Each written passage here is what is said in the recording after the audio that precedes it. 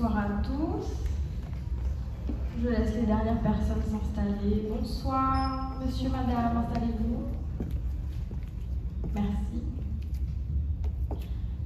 Alors, tout d'abord, je suis Clarisse Taolewali da Silva, je suis la suppléante du député Deviriman qui m'a donné l'honneur d'ouvrir en fait cette grande conférence publique où on a l'honneur aussi d'avoir la présence de l'économiste M. Eric Heyer.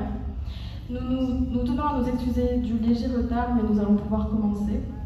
Je vais pour cela appeler Monsieur le Président de l'Université de Guyane pour nous faire un petit mot. Merci beaucoup.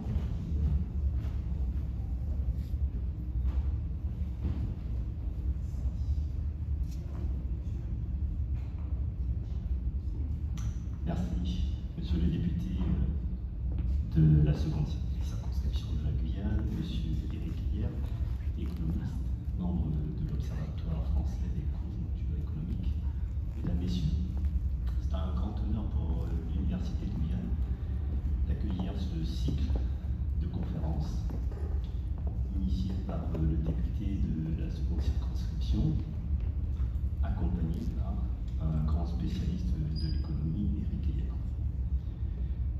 Notre université, notre jeune université, c'est la plus jeune de France, a fêté ses 10 ans aujourd'hui et elle assume pleinement son rôle de catalyseur de débat, de savoir, de proposition pour accompagner la transformation économique, sociale, environnementale de la Guyane. En ouvrant nos portes à ce débat, nous affirmons une conviction forte. L'université est un lieu de transmission de savoir académique, certes, mais c'est aussi un espace citoyen. Un espace où chaque étudiant, chaque enseignant, chaque habitant de la Guyane peut venir questionner, discuter, comprendre des sujets essentiels pour notre avenir collectif. Le thème d'aujourd'hui, qui portera sur la conjoncture mondiale, la dette publique, les choix budgétaires, peut certes paraître technique, voire anxiogène, mais il touche directement à notre quotidien, la protection sociale, l'emploi, les perspectives pour la jeunesse. Et il est essentiel de vulgariser ces enjeux, de les rendre accessibles, et ouvrir la discussion est une mission démocratique. Donc je tiens à saluer l'initiative portée par le député Deviriman, accompagné par M. Eric Heyer. Je tiens à les remercier d'avoir choisi l'université comme écrin pour ce cycle de conférences. Et aussi, je tiens à les remercier parce que ces conférences permettront, je l'espère, de mettre en lumière les réalités ultramarines, en particulier les réalités de la Guyane, sur un sujet souvent traité au nationalement, mais très centré sur l'Hexagone. Donc, merci à vous d'être présents. Je vous souhaite à tous et à toutes une conférence stimulante qui nourrira à la fois vos connaissances et votre capacité à engager un débat citoyen. Merci, bonne conférence.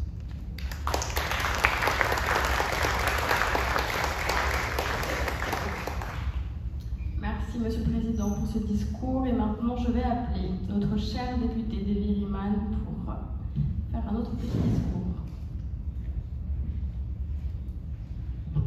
Merci Clarisse, bonsoir à toutes et tous. Donc, heureux de vous retrouver ce soir. Donc, je voudrais à mon propos déjà en remerciant le président de l'université de nous accueillir dans son sein pour mettre en perspective tout ce qu'il y aura à dire et à la fois à interroger autour de l'économie, de la dette et tout ce qu'il y a dans la dette, puisqu'on en parle beaucoup.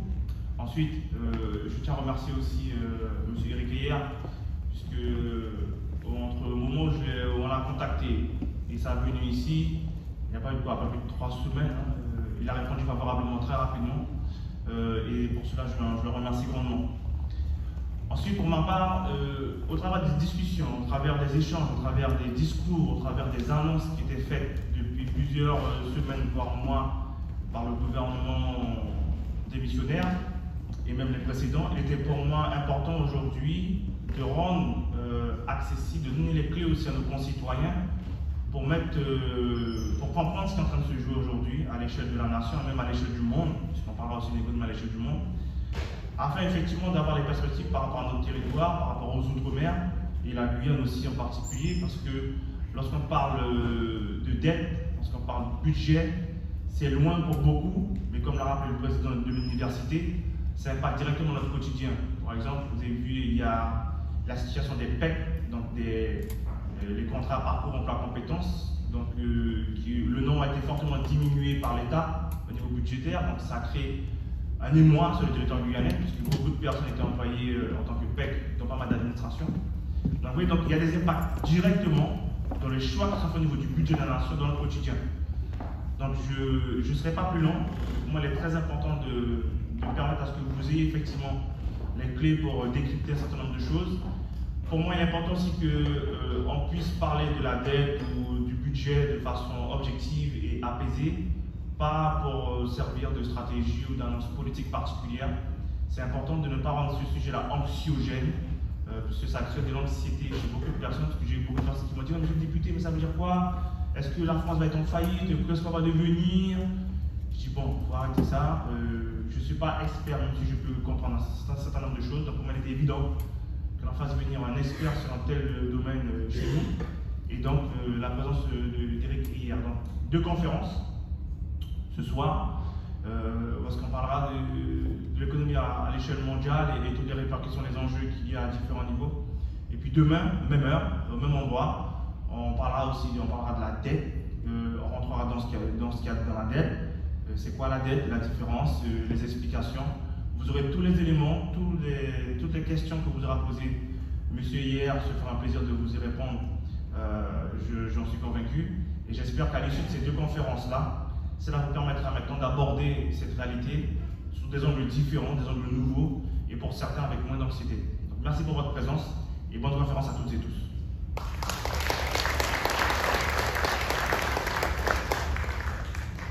J'arrive à m'en aller. Et donc maintenant, je cède la place à notre cher invité, M. Éric Heyer.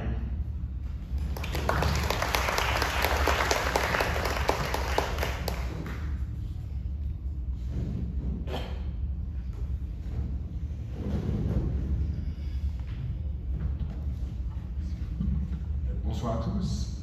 Merci, Monsieur le Président. Merci. Je vais là-dessus. Je suis très content d'être là. Alors, pour une raison assez particulière, c'est ma première en Guyane. C'est toujours sympa la première. Et surtout, ça me rappelle un peu mon enfance. En fait, j'ai souvent entendu parler de Cayenne et de Guyane. Alors, pourquoi? Parce que ma grand-mère maternelle est née à Cayenne et a vécu ses 6 premières années ici. Bien sûr, et des histoires qu'elle m'a racontées. Donc il y a pas si longtemps, mais tu vois, quelques décennies. Et donc je suis assez ému d'être ici et de me dire que ma grand-mère vient d'ici. Parlons plutôt d'économie. Donc avant d'introduire ces 2 conférences, peut-être je vais dire un mot de l'OFCE. Alors non pas que je représente officiellement ici l'OFCE, mais puisque je vais m'appuyer sur les travaux que j'ai effectués à l'OFCE, je pense que c'est intéressant de savoir d'où parle l'économiste. Vous voyez, souvent quand on fait de l'économie, on fait beaucoup de mathématiques, et quand on fait beaucoup de mathématiques et qu'on trouve un résultat, parfois on a un peu le vertige, et on pense que c'est un résultat absolu, qui est valable quel que soit le contexte, et donc on fait une vérité première. Alors en fait, c'est pas exactement le cas. Et donc cette idée de est-ce qu'on fait une science exacte, c'était une idée qui agaçait énormément un homme politique en France qui s'appelait Raymond Barre. Donc Raymond Barre, je rappelle, était Premier ministre en 1980, et donc lorsqu'en 1980 il passe du ministère de l'économie à Matignon, le ministère de l'économie lui dit « Bon, maintenant que tu es à Matignon, tu t'occupes plus d'économie. L'économie, c'est quelque chose de sérieux, ça se fait à l'aide de modèles mathématiques, on a tout ce qu'il faut au ministère, donc tu t'occupes de tout sauf de l'économie. » Étant lui-même économiste, ça l'a particulièrement agacé, mais au lieu d'aller se confronter tous les 4 matins à Bercy, il a décidé de créer 3 centres de recherche. Un premier, proche du patronat, ça s'appelait IPECODE, et maintenant ça s'appelle Rexecode, financé essentiellement par le MEDEF. Il en a créé un deuxième, qui faisait le pendant de Rexecode, mais du côté des cellules syndicales, ça s'appelle l'IRES, financé par les et un troisième qui voulait ni proche du patronat, ni proche des cellules syndicales, et trouvait que le seul endroit où on était indépendant en France était l'université. Il est allé chercher Sciences Po Paris comme université d'accueil de ce troisième centre de recherche. Vous avez compris que ce troisième centre, c'était l'OFCE, d'où le rattachement de l'OFCE à Sciences Po Paris. Et donc il a demandé à ces trois centres de refaire tous les calculs qui émanent du ministère de Bercy. Lorsque le ministère dit la croissance économique l'année prochaine va être de 1%, il faut que ces trois centres, au même moment, fassent tourner leur modèle pour dire est-ce que le 1% est crédible, est-ce que c'est pas un peu optimiste ou peut-être un peu pessimiste. Lorsque le ministère dit on va mettre une loi particulière, une réforme de l'assurance chômage, une réforme des retraites, n'importe quelle politique économique, ça passe par une évaluation de Bercy, mais il faut qu'au même moment, ces trois centres contre-évaluent ce que dit Bercy. L'idée de Raymond Barre, c'était vous sortez tous des mêmes écoles, vous avez tous les mêmes modèles, si vous faites une science exacte, vous allez tous trouver le même résultat. Si tel est le cas, je m'incline, c'est une affaire d'experts, je laisse ça aux experts, je m'occupe du reste. Mais il avait cette petite intuition que les économistes financés par le MEDEF pourraient trouver des résultats différents des économistes financés par les cellules syndicales, qui pourraient également trouver des résultats différents des académiques, l'OFCE, et encore des résultats différents de l'administration, et qui y aurait du coup autant finalement de résultats que d'évaluations. Et donc, comment trancher? Là, c'est le Premier ministre qui reprend la main et qui dit bon allez, je tranche parmi toutes ces évaluations. Vous voyez, c'est ça le rôle de l'OFCE, c'est de contre-évaluer, d'accord, de façon la plus académique possible. Donc les modèles qu'on utilise doivent passer les critères académiques des différents standards des grandes revues, mais le mettre au service de l'évaluation politique économique. Donc voilà d'où je parle. Je ne suis pas fonctionnaire, je suis payé par Sciences Po Paris, donc un contrat de travail de droit privé. Donc j'ai une liberté complète d'expression, donc je peux passer dans les médias et dire je ne suis pas d'accord avec ce que dit le gouvernement. C'est un peu ça aussi la grande liberté d'être à l'OFCE. Pour être complet, et comme ça je ne dirai pas demain, il y a tout de même une subvention qui part de Matignon et qui va vers Sciences Po, parce que quand Sciences Po a vu arriver une quarantaine d'économistes, il a dit à Matignon qui doit payer ces gens-là. D'accord, et Raymond Barre à l'époque a dit c'est moi qui te les impose, donc c'est Matignon qui va en payer une grosse partie. Donc il y a tout de même une subvention. Et donc vous voyez, c'est ça qui est intéressant, c'est qu'on est en partie payé par le gouvernement pour critiquer le gouvernement.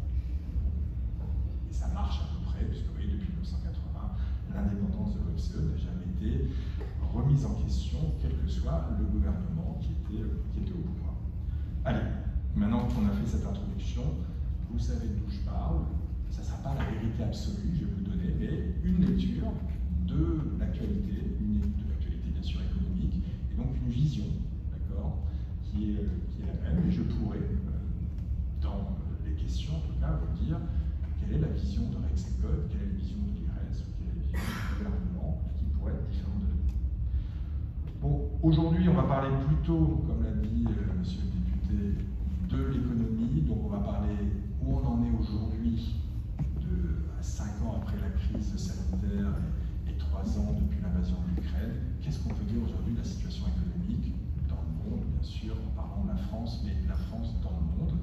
Et on dira un mot, notamment, et c'est un peu le titre de cette conférence, sur l'inflation. Il me semble que l'inflation est très très mal expliquée, donc je vais essayer de vous en livrer une autre version de l'incidence de l'inflation aujourd'hui et est-ce que les banques centrales ont gagné cette lutte contre l'inflation. Une fois qu'on aura fait un point sur la conjoncture, on va dire en fait qu'il y a 4 chocs qui vont venir impacter cette conjoncture, et ces 4 chocs, bien sûr, c'est la politique budgétaire. Qu'est-ce qui va se passer? Quel type d'austérité est devant nous? Quels sont les montants en jeu et comment ça peut impacter la croissance? Mais on parlera du deuxième choc aussi, qui est bien sûr lié à la guerre commerciale. Où est-ce que ça va s'arrêter? Et qu'a en fait le président américain en tête? Et on essaiera de dire que ça ne vient pas que des États-Unis, que cette guerre commerciale, on fait partie du problème. Il faut arrêter de penser que c'est un délire d'un président américain, même s'il a des délires. On verra que ce n'est pas le premier président américain qui se lance dans la guerre commerciale. Biden, avant lui, se lancer dans la guerre commerciale, ça veut dire qu'il y avait peut-être quelque part des responsabilités à aller chercher ailleurs qu'aux États-Unis. Le troisième choc, ce sera la crise sociale. Est-ce qu'on n'est pas face à une nouvelle crise sociale qui viendrait perturber la conjoncture que j'aurais décrite dans la première partie? Et le dernier choc, c'est bien sûr un choc lié à la transition écologique. On verra ce que disent les économistes sur ce sujet-là. Donc oui, c'est un peu complet. Je vais essayer d'aller relativement vite. Mais allez, je vous ai donné le menu pour que vous sachiez à peu près où on en est. Après, bien sûr, il y aura des questions et j'y répondrai avec grand plaisir. Donc, un économiste vient toujours avec des graphiques. Je suis un économiste, je suis venu avec des graphiques quand ils marchent, bien sûr. Ouais, ça marche. Donc, allez, premier point, on va essayer de situer aujourd'hui la France et la croissance économique en France par rapport aux autres pays, savoir est-ce que c'est bien, pas bien, etc. Donc, le premier graphique, ça représente l'indicateur phare que l'on regarde en économie, qui est le PIB. Alors, je vous le dis tout de suite, je ne crois pas à ce PIB, d'accord? Mais, bon, vous voyez, vous connaissez le théorème du lampadaire, le lampadaire, vous le connaissez ou pas? Allez, on a un peu de temps pour raconter des petites histoires, mais le théorème du lampadaire, c'est quelqu'un qui rentre tard le soir chez lui, il voit quelqu'un qui cherche sous un lampadaire, il n'est pas pressé, il dit, je peux vous aider, vous avez perdu quoi? Ah oui, j'ai perdu ma montre. Je vais vous aider. Et donc les deux commencent à chercher sous un lampadaire. Et puis au bout de 10 minutes, la première personne dit à la seconde, mais vous êtes sûr que vous avez perdu votre montre? Ça fait 10 minutes qu'on cherche à 2 sur 3 mètres carrés, on devrait la trouver, votre montre. Non, je n'ai pas perdu la montre. Ah bon? Et vous l'avez perdue? Je ne sais pas, si je le savais, je ne la chercherais pas, mais j'ai dû la perdre à 3 rues d'ici. Mais pourquoi on la cherche là? Ah, c'est le premier endroit éclairé que j'ai trouvé. Mais pourquoi je vous dis ça? C'est que nous, les économistes, les lampadaires, et je parle, et apparemment il y a quelqu'un de l'INSEE ici, oui, mais nos lampadaires, ce sont les statistiques. D'accord? Et donc, globalement, dès qu'on nous pose une question, dès qu'on nous dit, tiens, parle-nous d'inégalité, parle-nous de richesse, parle-nous de guerre commerciale, on va commencer par éclairer le problème par des statistiques. Sans statistiques, en fait, on est un peu perdu. D'accord? Et donc, on dit, allez, essayons de comprendre ce problème en déjà se comparant par rapport aux autres, dans l'espace, dans le temps, et essayer d'éclairer le problème. Moi, le PIB est l'indicateur phare, mais je n'y crois pas à ce PIB. D'accord? Mais regardez même, parce que c'est un flux, ça serait trop long d'expliquer pourquoi je n'y crois pas, mais bon, sachez que c'est un indicateur qui est extrêmement fragile, non pas dans sa construction, mais dans sa conception. D'accord? Mais allez, regardons-le parce que c'est tout de même un indicateur qui est intéressant parce qu'il est à peu près calculé de la même manière partout dans le monde et les statisticiens rétropolent quand on change la conception et donc on peut se comparer tout de même dans l'espace et dans le temps avec un thermomètre qui est à peu près le même. Ok. Donc là j'ai pris comme base 2019 et j'essaie de savoir depuis 2019 où on en est. Vous voyez que globalement ce qui est intéressant c'est qu'il y a un pays qui domine là-dedans, ce sont les États-Unis. Les États-Unis sont à plus 13% quasiment par rapport au niveau d'avant-crise. Ça veut dire qu'ils ont eu la croissance économique, ils s'en sortent relativement bien, oui, ils ont connu aussi le choc Covid, mais allez, ils ont rebondi et ils continuent à rebondir, dire qu'avec cet indicateur-là, tout va bien. Ce qui est intéressant, c'est qu'on voit que la zone euro, alors on ne la voit pas, mais j'ai mis le chiffre, la zone euro est à 5,4. Donc vous voyez, les États-Unis surperforment par rapport à la zone euro.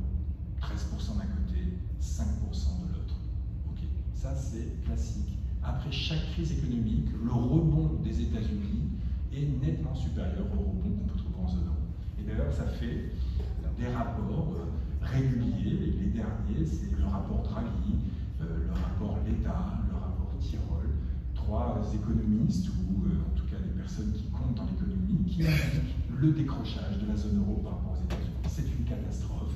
On est dans le danger mortel. Les États-Unis surperforment et l'Europe se déclasse tellement qu'il est possible que l'Europe disparaisse à ce rythme-là. D'où les propositions de ces trois grands économistes de il va falloir réinvestir notamment dans le high-tech et le numérique et la transition écologique. Ce qui est intéressant, c'est que quand je regarde la France, ça aussi c'est un point commun à toutes les crises. Moi c'est un élève très moyen, vous voyez, c'est la courbe bleue, on est à 5,1% comme la zone euro. Vous voyez, ça, c'est deux faits stylisés que l'on retrouve après chaque crise. L'Europe se déclasse par rapport aux États-Unis, et la France est l'élève moyenne de la zone euro. La France est l'élève moyenne de la zone euro. Ça aussi, c'est un discours qu'on n'entend pas souvent. On entend plutôt la France est l'élève malade de la zone euro. Non, la France, c'est l'élève moyen. Alors, puisque l'Europe se déclasse par rapport aux États-Unis, la France se déclace par rapport aux États-Unis. Mais ce qui est intéressant, c'est qu'habituellement, dans la zone euro, vous avez les pays du Nord qui surperformaient et les pays du Sud qui étaient à la traîne. Mais vous voyez que là, alors qu'on retrouvait des schémas classiques, là, c'est complètement inversé. Les pays qui surperforment depuis la crise sanitaire, c'est l'Espagne, quasiment 9% par rapport à l'avant-crise. Vous voyez, c'est quasiment parallèle avec les États-Unis. C'est le seul pays de la zone euro qui titille les États-Unis. L'Italie, qui était l'élève malade, vous voyez, ils s'en sortent pas si mal que ça, mieux que la France. Et donc les deux pays qui décrochaient, là, surperforment, et la locomotive allemande qui a complètement calé. Vous voyez, zéro croissance en 5 ans. Donc ça, c'est intéressant parce que vous voyez, la composition de la croissance change. La zone euro est toujours en décrochage, la France est toujours moyenne, mais en revanche, les premiers sont les derniers, et les derniers sont les premiers. Ça va être intéressant pour comprendre que la stratégie allemande va changer par rapport aux crises précédentes et qu'eux aussi ont connu une crise politique. Vous voyez, quand vous décrochez et que vous avez comme politique économique le zéro déficit, quand tout va bien, vous pouvez tenir le zéro déficit. Vous voyez, mais quand tout va mal, comme c'est le cas aujourd'hui en Allemagne, le zéro déficit questionne, y compris en Allemagne. Et vous aviez le chancelier Scholz qui n'était pas d'accord avec son ministre des Finances sur la stratégie budgétaire, puisqu'ils n'étaient pas d'accord. Il y a eu aussi, comme en France, une sorte de dissolution, des élections à nouveau. Et là, le chancelier qui est sorti de ces vainqueurs des élections d'Allemagne, Merz, qui est plutôt du côté droite, et donc qui est plutôt anti-déficit, change complètement la stratégie, prend tout le monde court en disant on va s'endetter. Nous, les Allemands, on va faire du déficit pour essayer de sortir de ce marasme économique. Vous voyez que la dette, le déficit, peut être aussi utilisé au moment où ça va mal pour relancer essentiellement son économie dans l'industrie et dans la transition écologique.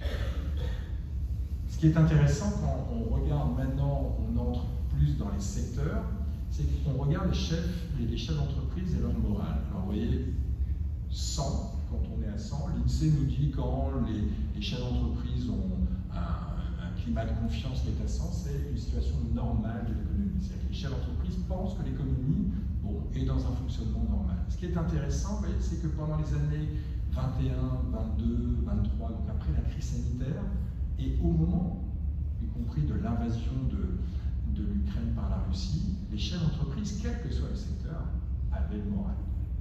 C'est étonnant, il y avait de l'inflation, il y avait des problèmes d'approvisionnement, des difficultés de recrutement. Le moral était extrêmement élevé, beaucoup mieux que la normale, mais il n'y a aucun problème. Et ça s'est effondré plutôt aux alentours de 2023-2024 sur la fin, et là, vous voyez, c'est pas de la catastrophe, ça tourne autour de 100, légèrement en dessous. 100, c'est 1,2%. Donc ça veut dire que la croissance, effectivement, devrait être en dessous de 1,2. Et vous voyez, c'est pas une récession annoncée. Mais je vais m'intéresser 2 minutes sur pourquoi les chefs d'entreprise ont perdu le moral. Vous voyez, ce qui était intéressant, c'est qu'entre 2020, 2021, 2022, 2023, les chefs d'entreprise nous disaient « j'ai aucun problème pour vendre. J'ai les carnets de commandes qui sont pleins à craquer. Mes problèmes, c'est l'approvisionnement et le recrutement. Mon problème, c'est l'offre. C'est pas la demande. » Okay. Et en fait, quand les chefs d'entreprise ont des carnets de commandes qui sont pleins à craquer, alors vous voyez, ça c'est ce qui illustre les carnets de commandes, c'est-à-dire que dans tous les pays, au lieu d'avoir 3 mois de production dans leur carnet de commandes, ils en avaient 6, 7, 8 mois. Donc ils avaient déjà vendu. Ils n'arrivaient pas à produire, mais ils avaient vendu. Vous voyez, quand vous avez des carnets de commandes qui sont pleins, en fait, vous continuez à embaucher, vous continuez à investir, en fait, vous avez le moral. Même si vous n'arrivez pas à produire. Très bien, alors regardons, il nous disait deux problèmes, c'est l'approvisionnement et le recrutement. Alors regardons ces deux problèmes. Et effectivement, l'approvisionnement, quand vous regardez cet indicateur qui est fait par la Fed de New York, qui est assez intéressant parce que ça représente les chaînes d'approvisionnement et les difficultés de ces chaînes d'approvisionnement, comment ils se lient. Vous voyez, quand vous dépassez le 1 écart type, c'est que les chaînes d'approvisionnement d'approvisionnement sont rompus. Donc habituellement, vous voyez, c'est quand il y avait une catastrophe au Japon, en Thaïlande, hop, les chaînes d'approvisionnement étaient rompues, on passait le 1. Vous voyez, quand Trump version 1 commence à mettre des barrières douanières, on commence à voir quelques petites tensions d'approvisionnement. Pendant la crise sanitaire, on est monté à 4 écartines. Ça a été extraordinaire. Jamais un modèle aurait pu reproduire cela. Donc globalement, effectivement, on était sur des ruptures complètes. Là, aujourd'hui, on est revenu à la normale.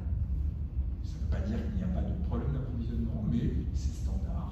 Il n'y a rien d'exceptionnel. Et quand on discute avec les chefs d'entreprise aujourd'hui, ils nous disent que les problèmes d'approvisionnement ne sont plus le problème numéro 1. Alors, il y a les problèmes de recrutement. Et c'est vrai que quand vous regardez en France, quel que soit le secteur, les problèmes de recrutement étaient montés à des niveaux historiques. Ça va beaucoup mieux. Vous voyez, donc les deux principaux problèmes, ça reste élevé les difficultés de recrutement, mais vous voyez, pas plus qu'avant la crise. Donc les deux principaux problèmes, approvisionnement, recrutement, disparaissent. Un petit peu les chefs d'entreprise vont reprendre le moral. Et bien, patatras, ça s'est effondré. Pourquoi? Parce que ce qui allait bien, maintenant pas mal.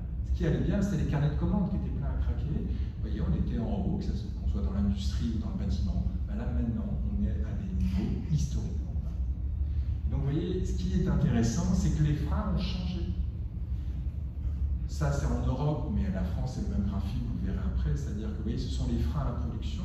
Pendant les années de crise sanitaire, quel était le premier frein? Le gris. Le gris, c'était l'approvisionnement. Puis ensuite, il y avait le recrutement et il n'y avait aucun problème de demande. Ben, aujourd'hui, c'est complètement inversé. Pourquoi c'est important? Pour la France, je vous montre ces mêmes graphiques. Pourquoi c'est important d'avoir ça en tête? Parce que, vous voyez, une politique économique, d'accord, qui marche quand on est en 2022 avec le problème c'est le gris et il n'y a pas de problème de bleu, ne marche pas quand les problèmes sont inversés. Ça paraît crucial, ça paraît évident, mais pourtant, on ne regarde pas assez ces indicateurs-là. Dit autrement, quand vous êtes en 2022, casser la demande, c'est pas si grave que ça. Faire des politiques d'austérité quand vous n'avez aucun problème de carburant et que de toute manière vous n'arrivez pas à produire parce que vous avez des problèmes d'approvisionnement, ça n'a pas beaucoup d'incidence sur votre activité. Faire la même politique au moment où le frein numéro 1 c'est la demande, ça va amplifier le problème. Donc aujourd'hui, quand on regarde la conjoncture, on se dit ah, c'est peut-être pas le moment de freiner trop fortement, d'accord, la politique budgétaire d'austérité. Pourtant, c'est ce qu'on risque de faire. Le point crucial de pourquoi aujourd'hui la demande est complètement asséchée, une réponse est dans ce graphique-là. Et ça, c'est vraiment la question. La réponse, elle vaut 1500 milliards d'euros. C'est quoi? C'est ce qu'on appelle la surépargne des ménages. Alors, je vais essayer d'expliquer ce concept de surépargne. Vous voyez, vous avez l'épargne normale. Habituellement, si vous voulez avoir un ordre de grandeur, en France, les ménages français épargnent 14,5% de leur revenu. Quand on donne 100 € à un ménage, d'accord, il en consomme quasiment 86 et on épargne 14. En France, une année, ça fait 250 milliards d'euros. Donc normalement, l'épargne des ménages, ça représente 250 milliards d'euros. Là, ce qu'on regarde, c'est la surépargne. C'est-à-dire, au-delà de ces 250 milliards d'euros, est-ce qu'il y a un supplément d'épargne? Eh bien, vous voyez, en France, je commente la France, et après on pourra regarder les autres pays, vous avez, en 2024, vous n'avez pas 250 milliards d'épargne, vous avez 250 milliards d'épargne, plus 297 milliards. Vous voyez, c'est énorme. La surépargne s'est accumulée depuis la crise sanitaire. Alors c'est normal au début, vous voyez, dans tous les pays, les années bleues, c'est les années Covid, on va dire, c'est normal que la surépargne apparaisse. On vous maintient votre revenu, d'accord, par des aides, mais on vous empêche de consommer normalement, parce qu'on ferme les commerces non essentiels, parce qu'on ferme le tourisme. Donc vous avez votre revenu, vous ne pouvez pas consommer normalement, vous avez une surépargne qui est sur votre compte en banque. On pensait qu'une fois qu'on allait réouvrir l'économie, cette surépargne allait retourner dans l'économie. Et donc, il y allait avoir une croissance économique tirée par cette surépargne. Mais vous voyez, c'est ce qui s'est passé aux États-Unis. Donc aux États-Unis, il y a bien eu des plans de relance, sous Trump, sous Biden, d'accord. Les ménages ont bien surépargné pendant les années Covid, et puis une fois qu'on a rouvert, ils ont consommé leur surépargne, car ils font plus 13% de croissance. Nous, en Europe, quand on réouvre, on continue à surépargner à 5,4%. Donc une partie du décrochage n'est pas, comme le pensent Draghi, Tirole ou ou l'État uniquement lié à l'investissement dans les nouvelles technologies, elle est aussi liée à un comportement des ménages qui n'a pas du tout été le même, d'accord, aux États-Unis. Et donc la question, c'est, vous voyez, vous avez soit une version négative, en voyant ce graphique-là, en disant, en fait, ça sert à rien de faire des plans de relancement. Les ménages, au lieu de reconsommer ce qu'on leur donne, surépargnent. En fait, ce qui était dans le déficit public est lié à cela. Et c'est vrai qu'en France, supplément de déficit, c'est exactement le supplément d'État. Donc c'est vrai, le même que l'État s'est endetté pour vous, et vous, enfin je dis vous, hein, la population, n'a pas reconsommé ça, les a laissés sur leur compte en banque ou sur les livrets. C'est pas encore retourné complètement dans l'économie. Bon, les banques doivent bien en faire quelque chose tout de même, mais en tout cas la consommation n'est pas repartie. Donc ça c'est la version un peu négative. La version positive, c'est de dire, ah mais une fois que tu l'as consommé, comme aux États-Unis, une fois que tu l'as consommé, tu n'as plus de marge. En revanche, on n'a pas encore tiré effectivement parti de tous ces plans de relance en Europe, et donc il est possible que ce soit à venir. Et donc il est possible que demain, une partie de cette surépargne retourne dans la consommation, ou retourne dans l'immobilier, ou retourne financer la dette publique. Vous voyez, l'épargne des ménages, l'épargne favori des ménages français, c'est d'acheter une assurance vie en euros, c'est-à-dire globalement acheter de la dette. Donc vous voyez, il suffit que cette épargne-là se loge dans de l'assurance vie pour que finalement le financement de notre dette publique ne pose aucun problème. Le risque, d'accord, le seul risque quand je vois ce graphique, c'est que cette surépargne s'en aille aux États-Unis.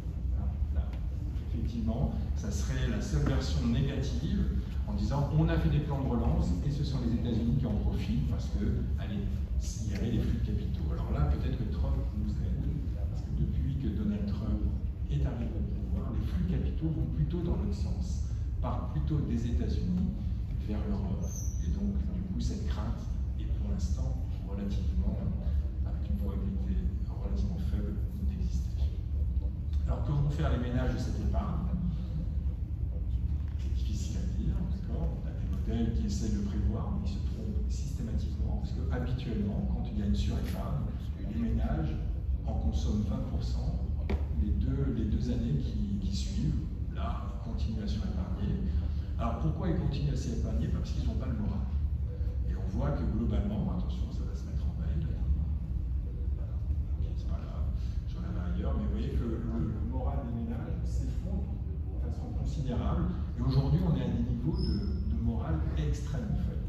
C'est au niveau que l'on observait au moment des Gilets jaunes ou de la période de confinement. Il n'y avait pas de morale à cette époque. Et là, ça m'étonnerait qu'avec un moral aussi faible, les ménages consomment. Donc, pour ça, je pense que ce n'est pas pour tout de suite la reprise liée à cette surépargne, mais ça veut dire que ça ira quelque part financer l'économie, soit les entreprises, soit l'État. Un fait qui peut tout de même aider, d'accord, c'est que l'inflation est en train de disparaître. Alors ça, moi je pense que cette idée que l'inflation disparaît, bien sûr, quand on regarde les statistiques, on se dit oui, l'inflation a bien disparu. Donc vous voyez, l'inflation c'est quoi? C'est la progression des prix.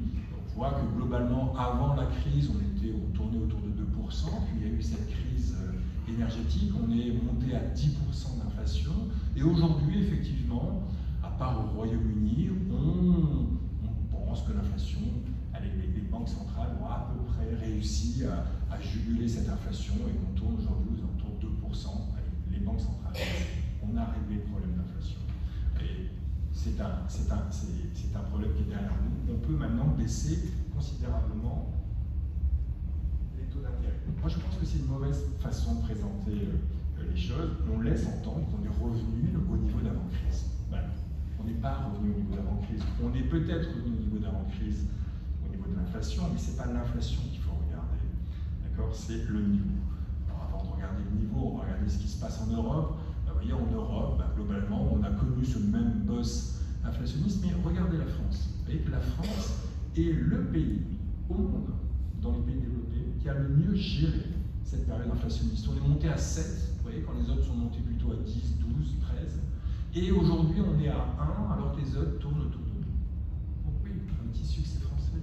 On a réussi à mieux maîtriser l'inflation. Essayons de comprendre pourquoi on a mieux maîtrisé l'inflation. On a mieux maîtrisé l'inflation, d'accord? peu après. Mais je pense que la bonne façon de voir cette histoire d'inflation, c'est plus regarder les taux de croissance, mais regarder le niveau des prix. Alors, prenons le premier prix, ce sont les matières premières. Une fois qu'on voit les matières premières, on verra comment ça se diffuse dans les prix à la production, puis dans les prix à la consommation. Mais je pense que ce graphique vous montre un peu le changement de modèle qu'on est en train de vivre.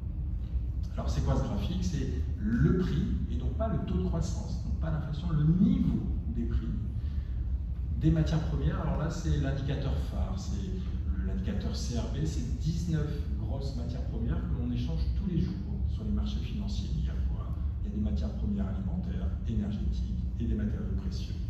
Là, vous voyez que dans ce graphique, vous voyez bien que jusqu'en 2008, ces prix augmentaient régulièrement sur les données journalières. Et vous voyez qu'on avait bien une inflation des matières premières. On payait de plus en plus cher les matières premières. Puis il y a eu le pic en 2008, crise financière, la demande s'effondre, les prix s'effondrent, normal. Et puis l'économie repart, les prix repartent, mais observez que le niveau des prix n'est pas revenu au niveau d'avant-crise. On s'est arrêté à peu près à la moitié du chemin. Et puis on a connu un premier plateau jusqu'en 2014, et 2014, hop, rebaisse les prix, et une marge d'escalier avant la crise sanitaire qui était assez faible. Vous voyez qu'avant la crise sanitaire, on était à des niveaux de prix extrêmement faibles. C'est ça la mondialisation, c'est qu'on va chercher des matières premières là où c'est le moins cher, et donc la mondialisation nous permet d'avoir des prix plus bas. Et ces prix plus bas nous permettent, d'abord dans les matières premières, et d'avoir des prix de production plus bas, et donc du coup nous permet d'avoir des salaires plus bas aussi. C'est ça un peu le modèle low cost. Bon, on s'arrête en 2019, 2020, crise, vous voyez que les prix continuent à baisser.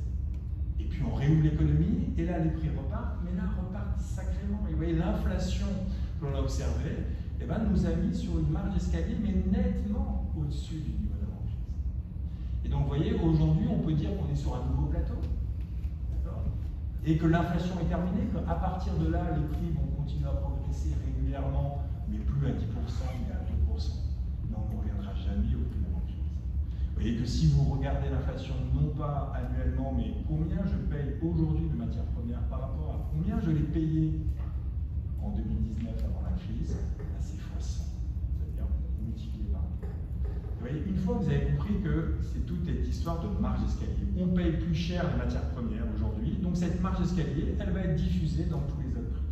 Et pour comprendre les conflits, il faut comprendre les écarts de marge d'escalier. Si vous avez une marge d'escalier sur les prix, d'accord, en France, qui est différente des marges d'escalier sur les prix ailleurs, ça va être des gains de compétitivité ou des pertes de compétitivité. Si la marge d'escalier sur les salaires est plus faible que la marge d'escalier sur les prix, ça vous allez comprendre les pertes de pouvoir d'achat. Vous allez comprendre que oui, les salaires ont augmenté, mais moins que les prix. Si vous n'avez pas cette marge d'escalier en tête, vous ne comprenez pas tous les problèmes de répartition, de compétitivité, qui sont donc c'est que des problèmes de marge d'escalier. Alors on va regarder ça. Donc regardons, marge d'escalier comparée aux autres. Donc là, je passe des matières premières au prix à la consommation. Je vais aller un peu plus vite, d'accord? J'ai sauté les étapes. Mais vous voyez très bien la marge d'escalier sur les prix en France. Vous voyez que la marge d'escalier depuis 2019, allez, c'est 18%. Très bien. C'est remarquable, vous voyez, par rapport à la marge d'escalier, au Royaume-Uni, c'est 28%. Vous voyez, aux États-Unis, ça tourne autour de 22%. Donc on a connu la marge d'escalier la plus faible que dans tous les pays développés. Et quand je regarde en zone euro, on a aussi une marge d'escalier beaucoup plus faible que l'Allemagne, l'Espagne. Pourquoi c'est intéressant d'avoir une marge d'escalier plus faible? C'est qu'il va bien falloir qu'il y ait une marge d'escalier sur les salaires, et que pour redonner le pouvoir d'achat aux ménages français, il va falloir faire une marge d'escalier de 18%. Et pour redonner du pouvoir d'achat en Allemagne, il va falloir faire 26%. Ah tiens, si les salaires progressent moins vite en France qu'en Allemagne, pour maintenir le pouvoir d'achat du salarié, c'est des gains de compétitivité de la France par rapport aux autres pays. Vous voyez, la stratégie française, ça a été de faire des marges d'escalier plus faibles pour gagner en compétitivité. Et là, il va falloir attendre le jeu numéro 3 sur la guerre commerciale pour comprendre qu'on est en guerre commerciale aussi avec nos partenaires européens par cette stratégie. Pourquoi je dis que c'est une stratégie? C'est parce que c'est la stratégie française qui a permis de le ils ont réussi par ça. Alors, il est un peu compliqué ce graphique, alors regardons que la France et l'Allemagne. Vous voyez, c'est la stratégie au moment du bouclier, enfin au moment de la crise énergétique. Donc vous avez en 2022 les prix du baril, les prix du gaz, les prix de l'électricité qui explosent. Tout ça, on l'importe. Comment vous aidez les ménages et les entreprises à absorber une partie de ce choc qui vient de l'extérieur? Là, vous avez deux solutions. Soit vous dites, je fais des chèques, je donne du revenu, c'est la stratégie allemande, c'est tout ce qui est en vert. Soit vous dites, non, je bloque les prix, je fais des mesures sur les prix. C'est la stratégie française, c'est le but. Vous voyez que les Allemands ont donné des chèques, nous, on a bloqué les prix. C'est pareil, enfin, pour le revenu des ménages, c'est pareil. C'est pareil, ça coûte aussi cher, on a mis à peu près 3 points de PIB là-dedans. 3 points de PIB, c'est beaucoup, hein. Un point de PIB, c'est 30 milliards. On a mis 90 milliards pour essayer de passer ce moment-là. Sauf que chez nous, en France, on ne les a pas vus. Les prix ont progressé, mais moins qu'ailleurs. Moins qu'ailleurs, ça veut dire une partie a été payée directement par l'État. Personne n'a pu voir ça. Donc oui, ça permet d'avoir des marges d'escalier plus faibles et donc d'avoir des gains de compétitivité, mais il n'y a aucun citoyen qui ait l'impression d'avoir été aidé. Quand on allait au supermarché, les prix coûtaient plus cher, tout coûtait plus cher, je n'ai pas été aidé. Il fallait leur dire, mais si tu as été aidé, mais en fait, si on n'avait pas fait ce bouclier, bah, les prix auraient été encore plus élevés. Inaudible. Personne ne peut comprendre qu'il a été aidé à ce moment-là. Quand vous recevez un chèque, on peut vous rappeler que vous avez reçu un chèque. Pourquoi c'est important de rappeler ça? C'est qu'aujourd'hui, si les déficits en France ont dérapé, c'est en grande partie parce qu'on a mis en place ces aides et qu'aujourd'hui, personne ne peut les payer. Oui, il va bien falloir rembourser ces aides, vous voyez. On verra ça demain. On ne peut pas financer du pouvoir d'achat par la dette. On ne peut pas dire aux générations futures, c'est à toi de payer le niveau de vie des générations précédentes. On peut le faire, mais c'est tout de même pas la bonne pratique. Et aujourd'hui, on va nous demander des efforts, ben on va dire, mais pourquoi tu veux que je rembourse alors que je n'ai pas été aidé? Ben si, tout le monde a été aidé. De la même manière, moi je n'étais pas favorable à cette politique-là. Pourquoi? Parce que c'est pas ciblé. Vous voyez, l'avantage de faire des chèques, c'est pas uniquement les personnes vont se rendre compte qu'ils ont été aidés, mais tu peux faire la vraie politique économique. Tu peux te dire, tiens, je vais aider plus des ménages modestes que des ménages riches, plus des ménages ruraux que des ménages urbains, plus des entreprises en difficulté que des entreprises qui se portent bien. Je peux faire de la politique économique. Quand je fais un bouclier, je ne fais pas de politique. Tout le monde a droit à ce bouclier-là. Alors c'est plus facile à mettre en place, mais c'est un peu du gaspillage, parce que celui qui t'a rien demandé, il te dit, mais je ne sais même pas que je suis aidé, donc il te dira même pas merci pour l'aide. Et celui qui en a besoin va dire, en fait, tu ne m'as pas assez aidé, parce que je suis en grande difficulté. Donc il y a un succès à cette politique, on a connu moins d'inflation que tout le monde, mais il y a un grand défaut, c'est que ce n'est pas bien ciblé, donc un peu de gaspillage, et surtout, personne aujourd'hui ne peut contribuer au remboursement de quelque chose d'invisible. Viennent les problèmes. Donc maintenant, on a vu qu'il n'y avait que des marges d'escalier, ben, commençons par la première marge d'escalier, ben, les taux. Vous voyez, ça c'est les taux des banques centrales, c'est le premier taux. Ben, vous voyez qu'avant la crise, on était à zéro, mais ce n'était pas le juste prix. Vous voyez, on ne payait pas à son juste prix les matières premières, mais on ne payait pas non plus au juste prix l'argent. Avoir des taux d'intérêt zéro, ça ne veut rien dire. D'accord? Bon, ben là, vous voyez bien qu'on est tout de suite remonté à 5%. Alors, est-ce que c'est le niveau qui était en discussion? Non, enfin, vous voyez, 4-5% de taux d'intérêt, on a déjà connu ça dans un passé pas si éloigné que cela. Mais c'est le passage de 0 à 5 qui est difficile. Vous voyez, la marge d'escalier, je trouve que c'est la bonne façon de présenter les choses. On préfère, quand vous voulez aller de 0 à 5, on aurait préféré quelque chose en douceur ou prendre un escalator. Mais une marche, ça nécessite de lever énormément la jambe, et donc il y a des entreprises, des ménages qui ont trébuché sur cette marche. Mais vous savez quoi, les banques centrales étaient d'accord pour que vous trébuchiez, puisque l'idée c'était de ralentir l'économie. Ralentir l'économie, c'est arrêter de consommer, arrêter d'investir, tiens, j'augmente les taux pour calmer l'inflation. Alors ce qui est intéressant maintenant, c'est voir que la marge d'escalier n'est pas la même en Europe. Alors vous voyez, c'était à peu près, ça correspondait entre l'Europe et les États-Unis, mais vous voyez qu'il y a un écart de marge d'escalier, même si vous voyez que avant-hier, la Banque centrale américaine a baissé un peu ses taux, il y a un écart. Et ça énerve énormément Donald Trump. Vous voyez que la Banque centrale américaine laisse ses taux plus élevés que la Banque centrale européenne. Ben, qu'est-ce que ça fait? Ben, ça veut dire que globalement, on préfère acheter du dollar que de l'euro. Ben, ça doit apprécier le dollar. Or, Trump veut déprécier le dollar. C'est pour ça qu'il combat son banquier central en disant mais tu dois baisser ses taux. Sinon, je te vire. Et donc, il va attendre. Alors, il n'y a pas besoin de le virer puisque dans quelques mois, son mandat s'arrête. Et donc, il va placer son conseiller, Miran, à la tête de la Fed pour baisser les taux d'intérêt. Mais là aussi, c'est des phénomènes de marge d'escalier. Les taux d'intérêt ne reviendront pas à zéro, mais il veut avoir des taux d'intérêt comparables en Europe et aux États-Unis pour baisser la valeur du dollar, pour répondre à l'enjeu de la guerre commerciale qui va arriver tout à l'heure. Mais cette marge d'escalier, vous l'avez aussi sur les taux des États. Vous voyez, quand l'État va sur les marchés financiers, c'est le taux à 10 ans qui est le référent, ben là aussi, vous voyez cette marge d'escalier. C'est-à-dire qu'avant la crise, les taux français étaient en négatif. C'est-à-dire que quand l'État français allait sur les marchés financiers pour s'endetter, il y avait des investisseurs qui payaient pour avoir l'honneur de prêter à l'État français. C'est n'importe quoi. Et pendant 10 ans, vous ne touchez pas à cette somme et payez, au lieu de recevoir des intérêts, payez une petite somme. Ça, il faudra attendre demain. Je vous expliquerai pourquoi il faisait ça. Bon, aujourd'hui, vous voyez qu'il y a une marge d'escalier. Le taux allemand, le taux italien, tous les taux connus, c'est la même marge d'escalier.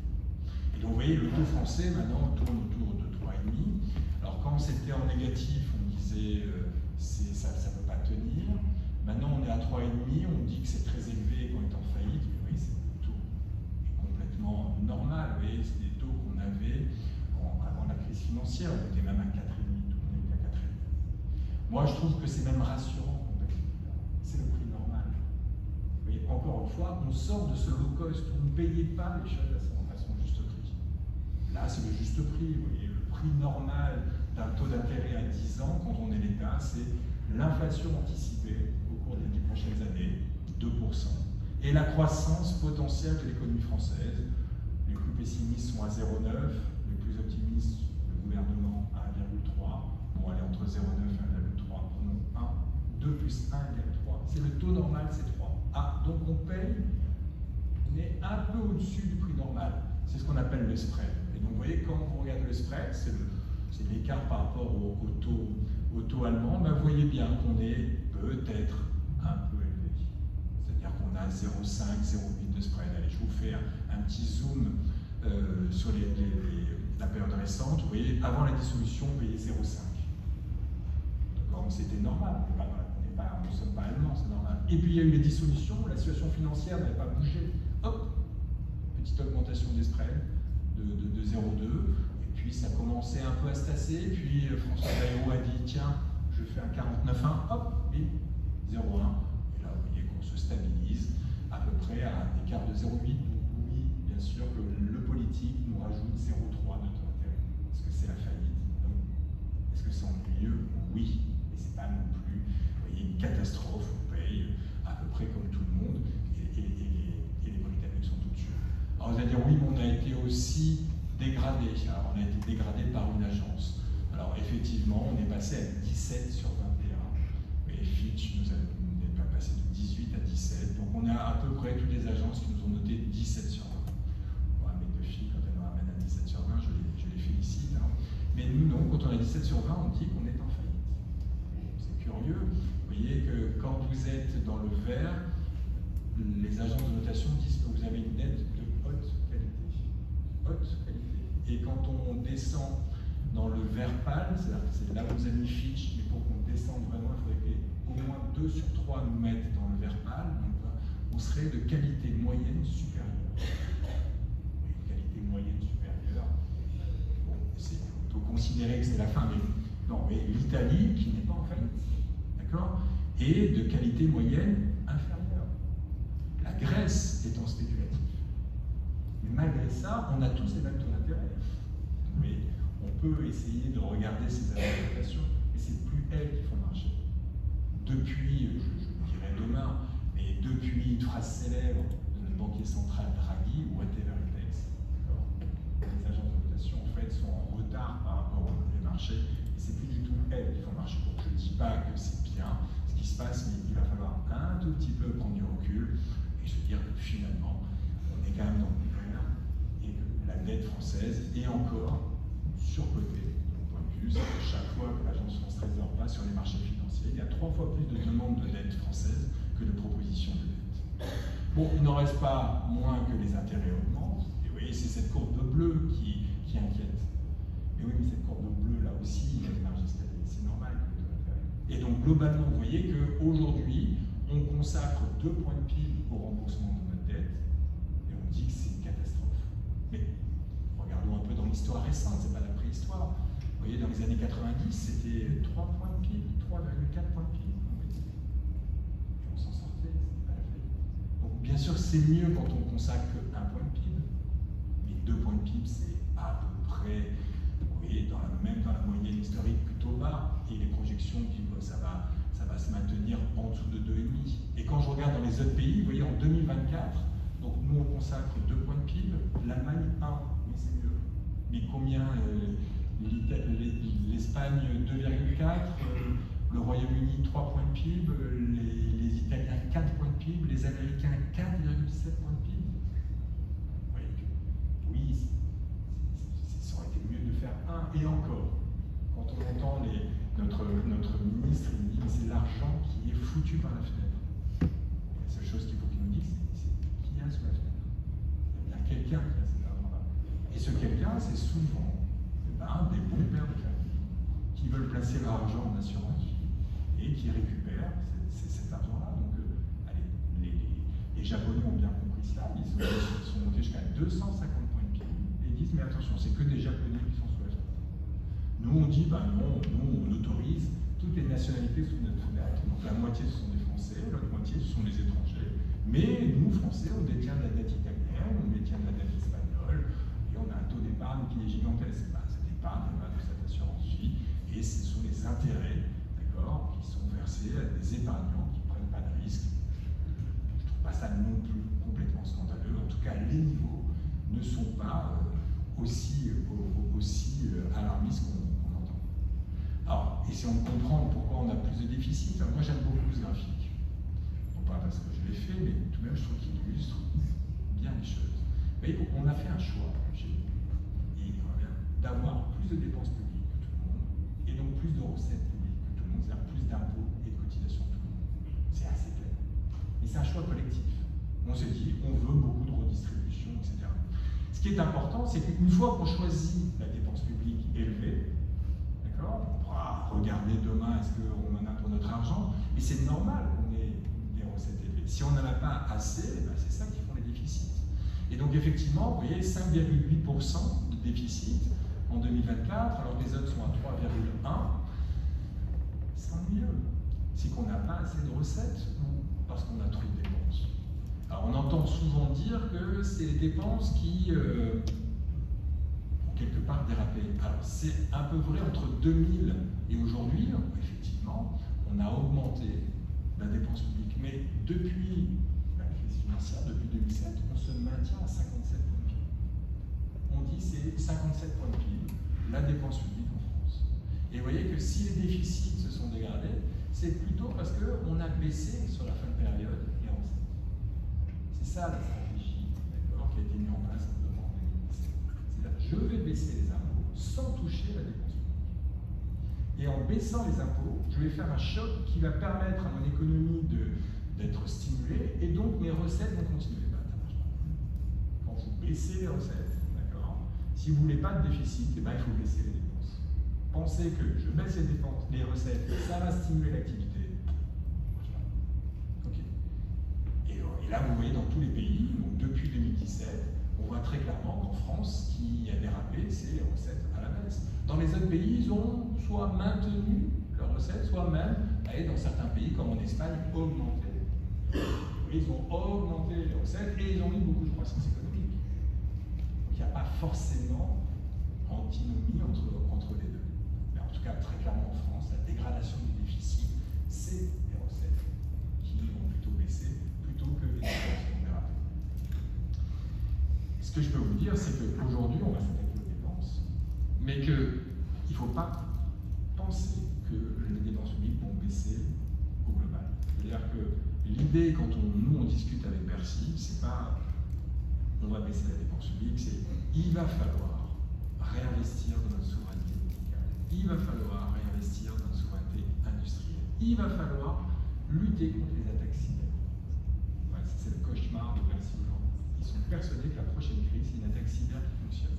Et donc l'intérêt, ça va être d'aider les entreprises à se sécuriser. Sinon, d'accord, il y a une crise qui arrive, une crise qui va être assez sanglante et que l'État viendra aider a posteriori si cette crise arrive. Donc est-ce qu'il ne vaut pas mieux aider les entreprises tout de suite plutôt que de marcher après coup? Mais il va falloir aussi réinvestir dans la recherche et développement. Il va falloir réinvestir dans la défense. Il va falloir réinvestir dans la lutte contre les inégalités ou dans la lutte contre le réchauffement climatique. Tout ça, c'est la dépense publique. Et donc l'idée du gouvernement, aujourd'hui, c'est, enfin, pas du gouvernement parce qu'on ne connaît pas, mais des administrations diverses, c'est de dire il y a tellement de dépenses publiques en plus qui vont arriver dans les années à venir qu'il faut peut-être essayer d'en retirer aujourd'hui pour la remplacer par une autre dépense publique. Et vous voyez, donc la dépense publique ne baissera pas, elle sera avec des priorités différentes. Et quelles sont les priorités qu'on veut mettre en avant? Tout cela, ça fait, on va le voir, peut-être un peu beaucoup. D'accord? Et on n'aura peut-être pas les moyens de tout financer. Ou alors là, il va falloir admettre des dépenses publiques qui soient aux alentours de 65 ou 70 points. Mais vous voyez, penser qu'on va baisser la dépense publique quand on a des enjeux aussi importants, à mon avis, c'est se mettre le doigt dans l'œil. Alors si je continue les marches d'escalier, on va tomber sur le problème d'inégalité. Pourquoi? Déjà sur le salarié. Vous voyez que la marge d'escalier des salaires, elle a été importante, mais moins importante que la marge d'escalier sur les prix. Ça, c'est une perte de pouvoir d'achat. Vous voyez, avec ces statistiques de l'INSEE, vous comprenez, d'accord, que les différences de phrases du salarié et de l'employeur. L'employeur va dire, mais je t'ai augmenté là, de 13% depuis 3 ans. Et le salarié va dire, oui, mais pourtant, je m'en sors plus. Parce que les marges d'escalier n'ont pas été les mêmes. Le salaire, aujourd'hui, a perdu 2,2 points de pouvoir d'achat. Alors, vous voyez, c'est intéressant, pas tous les salaires. Le SMIC, qui est indexé sur les prix, n'a pas perdu en pouvoir d'achat. Alors ça, on peut dire, c'est bien d'indexer les salariés du bas pour pas qu'ils perdent en pouvoir d'achat. Le problème, c'est que ça provoque un sentiment de déclassement pour ceux qui sont juste au-dessus. C'est-à-dire que je suis un salarié, ça fait 10 ans, 15 ans que je travaille, je suis au-dessus du SMIC. Et puis l'inflation arrive, je ne suis pas indexé alors que le SMIC est indexé, je me fais rattraper par le SMIC. Et je suis de nouveau SMICard. Je me dis, mais je ne me sens pas, ça fait 10 ans, 15 ans que je travaille, je suis encore au SMIC. Ce sentiment de déclassement, il faut le prendre en compte. Et de dire, non mais je vais t'augmenter, d'accord? Et il y a un temps, certaines entreprises n'avaient pas les moyens d'augmenter, mais il y a quelque chose d'indispensable à ce que la marge d'escalier sur les salaires retrouve la marge d'escalier sur les prix à minima. Et donc aujourd'hui, quand les salaires vont progresser plus vite que les prix, il ne faudra pas dire je donne du pouvoir d'achat aux salariés, c'est je complète une partie du retard qui s'est accumulé au cours de cette période inflationniste. La marge d'escalier, elle a aussi été sur les actifs. Et vous voyez très bien la marge d'escalier sur les bourses. Vous voyez qu'il y a eu une belle marge d'escalier aussi sur les actifs financiers. Et il y a eu aussi une marge d'escalier sur les biens immobiliers. Et donc ces marges d'escalier sur les actifs, c'est important. Pourquoi? Parce que vous allez tomber sur ce graphique-là, qu'on doit aussi à l'INSEE. C'est-à-dire que l'INSEE nous dit, en fait, quand on regarde le pouvoir d'achat, en France, ça s'est relativement bien maintenu. Ah oui, mais pas pour tout le monde.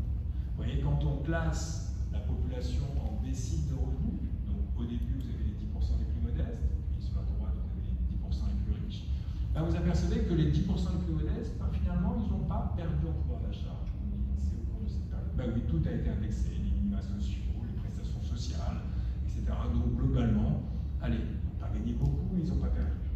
On s'aperçoit que les 2 déciles du fond, enfin, du haut, ont gagné énormément en pouvoir d'achat. Pourquoi? À cause des salaires, mais à cause du revenu de leur patrimoine. Vous avez des bourses qui augmentent, des biens immobiliers, des prix immobiliers qui augmentent, puisque c'est les classes aisées qui disposent ce patrimoine, que les taux d'intérêt ont connu une marge d'escalier, donc un taux d'intérêt qui augmente sur un patrimoine qui augmente, ça fait des revenus qui augmentent. Et donc, si les classes aisées ont connu des gains de pouvoir d'achat, ce n'est pas grâce à leur salaire, mais c'est grâce aux revenus du patrimoine, qu'ils soient financiers ou immobiliers. Et vous voyez que la classe du milieu, elle, a perdu le pouvoir d'achat. Et c'est cette classe du milieu, d'accord, qui, un jour ou l'autre, va dire ça suffit. Okay. Donc c'est ceux qui n'ont que leur salaire, qui ont connu une marge d'escalier plus basse que les prix et qui ont perdu en pouvoir d'achat. Et donc vous voyez, une fois que vous avez ça en tête, vous dites mais on est face à un choc budgétaire, on parle de 144 milliards cette année, mais on peut faire l'année prochaine, c'est 120 milliards sur 5 ans, mais qui va payer? Si on dit ça ne peut pas être les plus modestes et ça ne peut pas être les plus riches, ça va être la classe du milieu. La classe du milieu qui dit mais ça fait maintenant 5 ans que je ne suis pas assez riche pour être indexé, non, pas assez riche pour avoir des biens immobiliers, mais trop riche pour être indexé, c'est pas moi qui vais payer les 120 milliards. Et donc vous voyez que si on abuse un peu trop de cette classe du milieu, alors c'est elle qui risque de bloquer l'économie dans les années à venir. Attention, d'accord, à cette courbe de l'éléphant.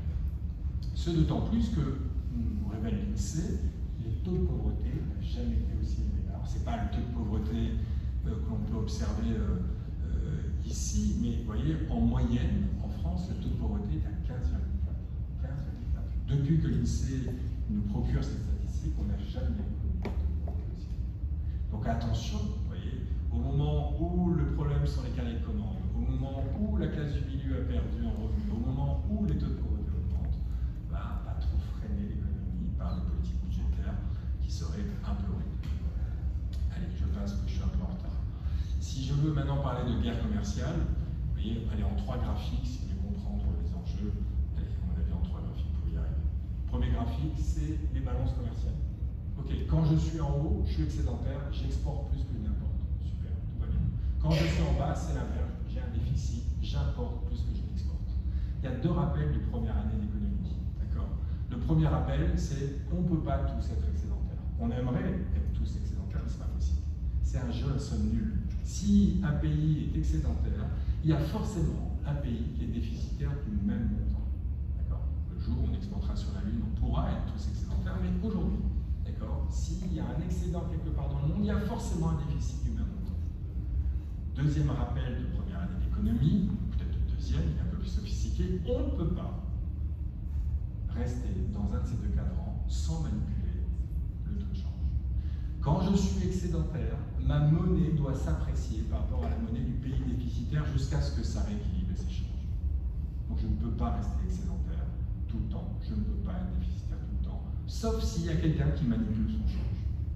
Une fois que vous avez eu ces 2 rappels, on peut lire l'histoire. Vous voyez que, allez, ici, la Chine veut rentrer dans l'OMC. Bon, j'ai mis que les grosses zones, d'accord. La Chine veut rentrer dans l'OMC, mais trop d'excédents. On lui dit non, un excédent, c'est un déséquilibre. Il faut que tu fasses un effort, d'accord. Il va falloir que tu apprécies ta monnaie, ou que tu payes mieux tes salariés. Et donc, ils font l'effort avant de rentrer dans l'OMC. Et là, ils disent, bon, c'est bon, j'ai fait suffisamment d'efforts. Oui, tu as fait suffisamment d'efforts, je rentre dans l'OMC, 10 points de PIB. 10 points de PIB chinois d'excédent, ça veut dire qu'il y a 10 points de PIB chinois de déficit quelque part dans le monde, ou aux États-Unis, au Royaume-Uni. Oui, la Chine manipulait son change, d'accord, et la Chine aurait dû être exclue de l'OMC. Ils ne respectaient pas, d'accord, les règles de la concurrence fixées par l'OMC. Vous voyez que la zone euro, parfaite, de temps en temps déficitaire, de temps en temps excédentaire, on était à l'équilibre. On ne déséquilibrait pas le monde et notre monnaie était à sa juste valeur. Et donc à chaque G20, en fait, nous on y allait pour boire le cognac, fumer des cigares, et on comptait les points entre la délégation anglo-saxonne qui allait voir la délégation chinoise en disant attention, tu manipules ton change, on va t'exclure. Ok. Qu'est-ce qui s'est passé? On ne les a pas exclus, mais il y a eu la crise financière, et puis ils ont commencé à réduire leur excédent. Et vous voyez que l'excédent chinois a quand même fondu, même s'il reste excédentaire, ils ont un excédent qui est, en tout cas, un peu moins élevé qu'à l'époque. Mais vous voyez que le déficit britannique ou américain n'a pas fondu. Pourquoi? Parce qu'il y a une zone qui était à l'équilibre, la zone euro, qui devient excédentaire, et durablement excédentaire. Donc oui, quand je suis Trump ici, je dis, mais vous, Chinois, et vous, Européens, vous manipulez votre change, il avait raison. D'accord? Pas de la même façon, d'accord? C'est-à-dire que les Chinois rachetaient la dette publique américaine pour soutenir le dollar. Nous, Européens, on injectait beaucoup d'euros pas pour dévaluer l'euro, d'accord, mais pour financer la dette publique italienne, espagnole. Okay. Mais toujours est-il que notre zone euro est trop excédentaire. Et donc, quand on entend dire qu'on va être le dindon de la farce, il faut quand même rappeler qu'aujourd'hui, nous sommes la zone la plus compétitive du monde. Pourquoi? Parce qu'on a une monnaie qui est sous-évaluée. L'euro par rapport au dollar, vous voyez qu'à l'époque, on était à l'équilibre, il valait 1,45, 1,50, on est même monté jusqu'à 1,60. Aujourd'hui, on est descendu jusqu'à la parité 1. Aujourd'hui, on dit, mais ça, c'est la catastrophe. Non, c'est pas la catastrophe. D'accord. Ce que veut Trump, c'est remonter ici. D'accord. En gros, ce que veut Trump, c'est de dire qu'il va falloir qu'on rééquilibre les échanges par une dévaluation très forte du dollar, une appréciation de l'euro.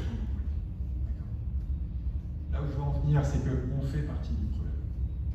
On veut être tous excédentaires. Regardons la zone euro. Alors, vous voyez, quand je regarde à l'intérieur de la zone euro, qui est excédentaire? Alors, pas la France. Voilà, le dernier point, on est un léger excédent. Donc, ce n'est pas vraiment la France qui déséquilibre, mais tous les pays européens sont excédentaires et veulent l'être. On ne peut pas tous être excédentaires.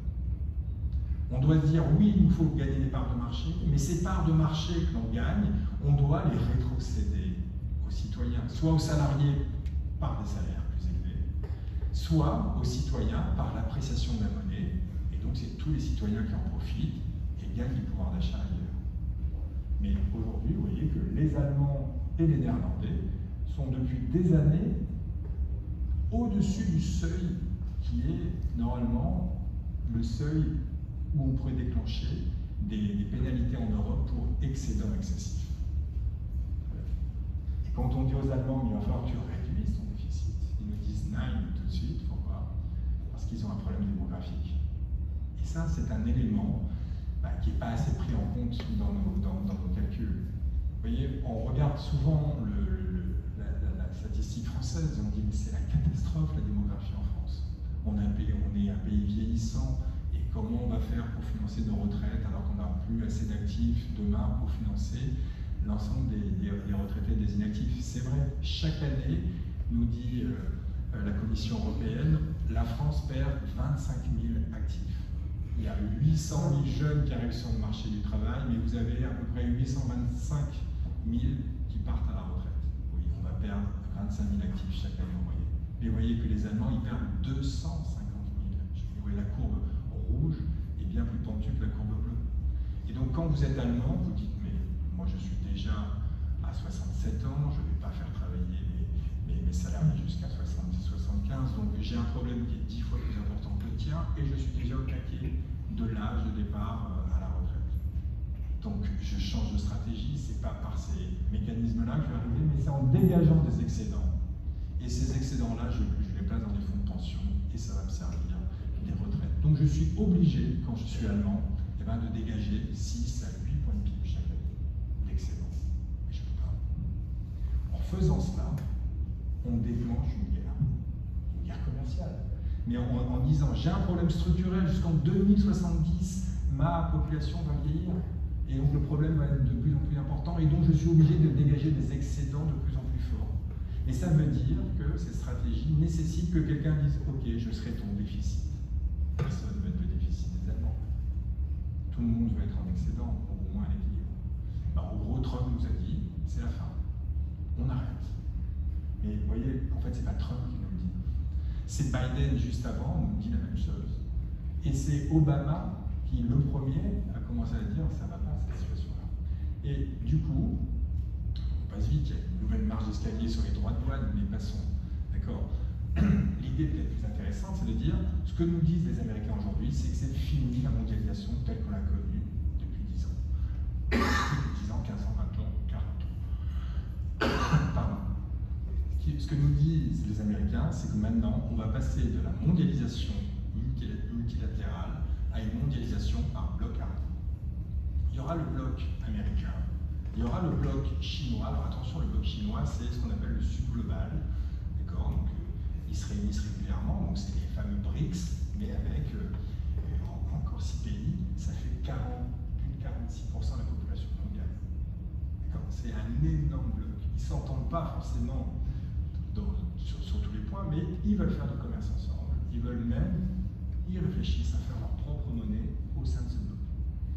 D'accord? Et peut-être un bloc européen. Et l'idée, c'est on va commercer d'abord avec des règles qui nous seront propres au sein de nos propres blocs. Et ensuite avec les autres blocs, mais attention, ce que nous dit Trump, c'est dit s'il y a un investissement étranger qui vient du bloc américain vers le bloc européen, il faut qu'il soit mieux reçu que lorsque c'est un investissement qui vient du bloc chinois vers le bloc européen. Sinon, on ne vous protège plus d'un point de vue militaire. C'est pour ça que j'ai mis le bloc armé. Mais en plus, cette idée de je suis votre protecteur quelque part, et donc si tu veux que je continue à les protéger, il va falloir que j'ai une petite ristourne d'un point de vue des échanges. Mais ce qui est certain, c'est que l'OMC n'existe plus. Alors comment on peut l'affirmer alors que ça existe toujours? C'est que les règles existent, oui, les règles sont là. Mais il n'y a plus le gendarme pour siffler quand vous grillez le feu rouge. C'est quoi le gendarme de l'OMC? C'est l'organe des règlements des différends de l'OMC. L'organe des règlements des différends sont des juges américains de toutes les nationalités, donc ils sont nommés par leur administration. Et depuis Trump version 1, les 2 juges américains n'ont pas été nommés. Donc tant que les juges américains ne sont pas nommés, ils ne se réunissent plus. Biden a été élu, est-ce qu'il a nommé les juges? Non.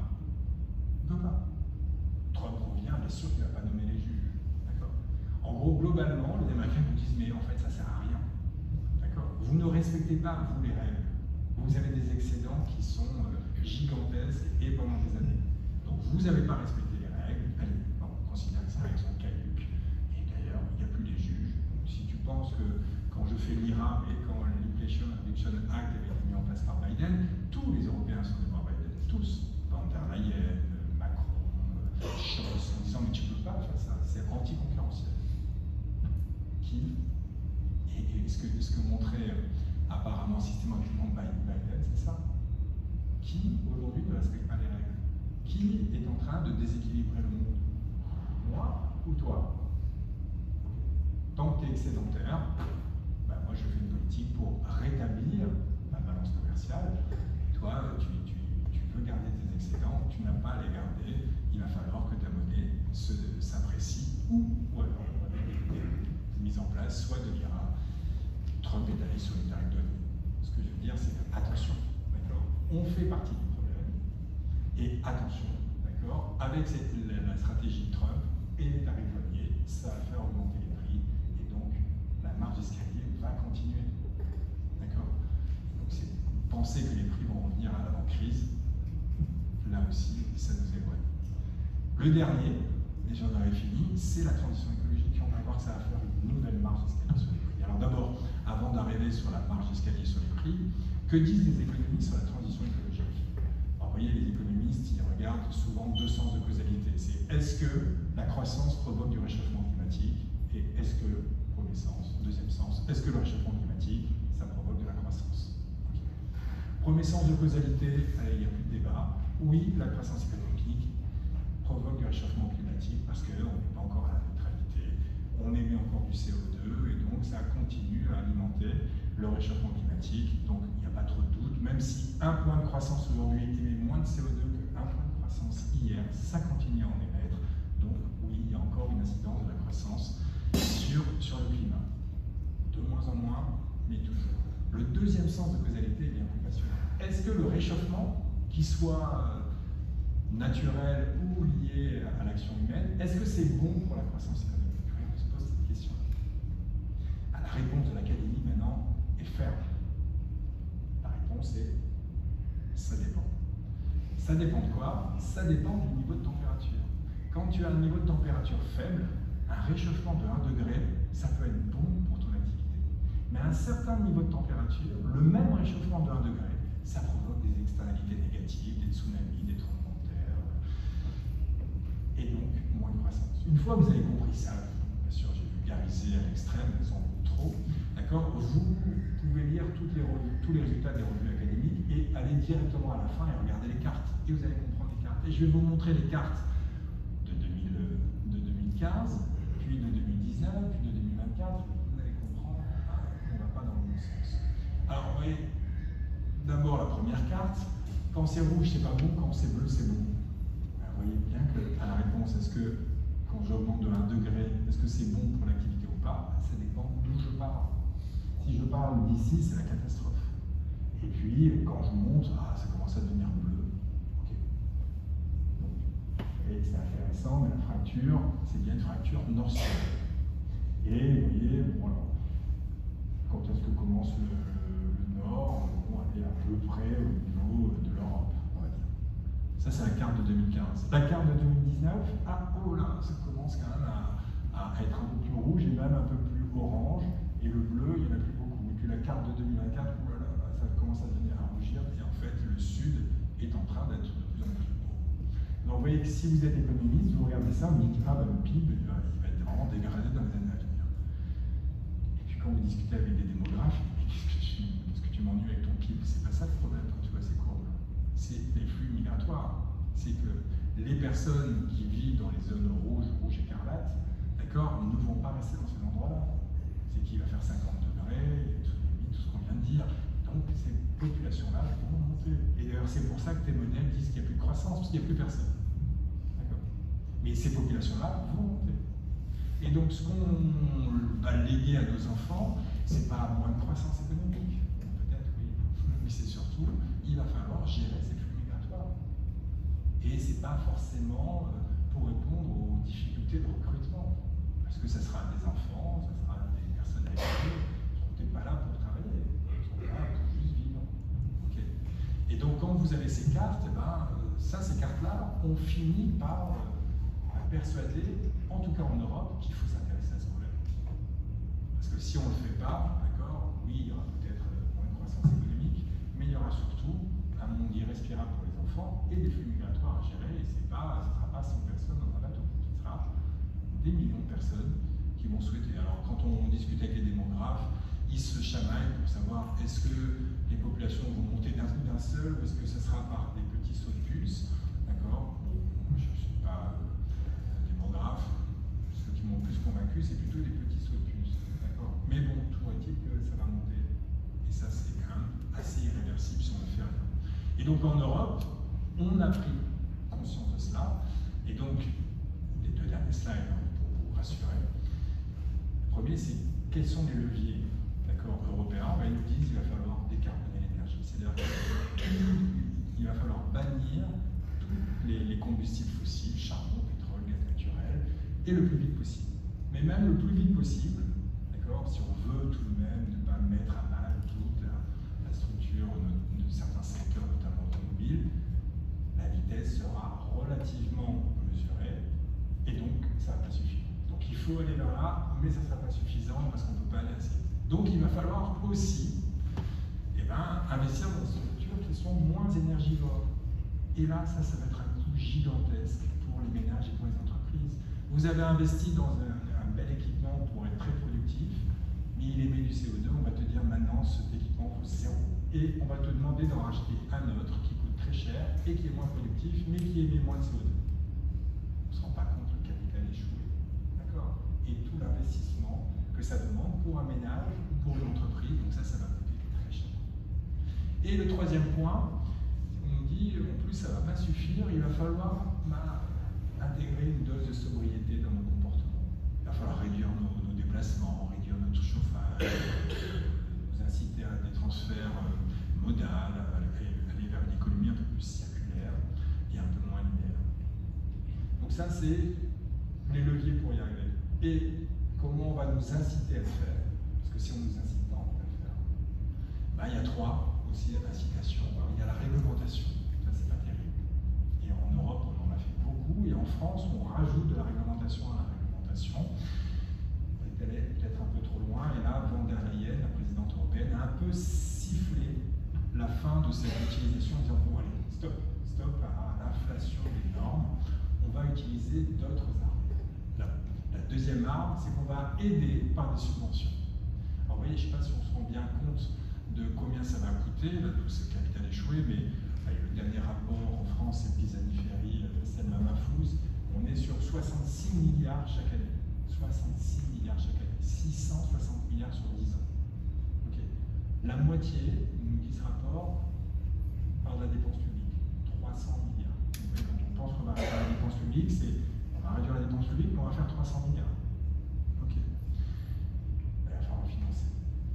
Et donc, il va y avoir deux impôts.